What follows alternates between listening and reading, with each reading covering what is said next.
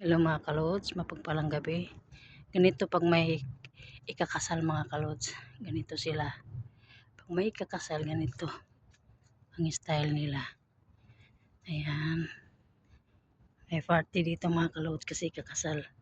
Tsaka iba sa nila, hindi, pag kinasal sila, hindi sila magkasama sa babae. Bukod sa babae, nauna na ang party ng babae bago sila magkatagpo sa babae. Ayan mga kalods, pakaganda mga kalods. Ayan dyan, ang mga puro lalaki lang yan, walang babae. Hindi pwede dito isama ang lalaki at babae.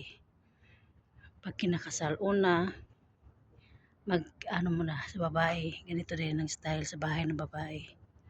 Tapos, pupunta lang yung lalaki. Hanggang dito na lang mga kalods. Paki-like, paki-share, paki-follow. And, God bless you all. And thank you. Sana huwag kayong magsawa sa panood sa aking kunting video, short video. God bless you all. Love you. Bye-bye. Thank you mga kalods.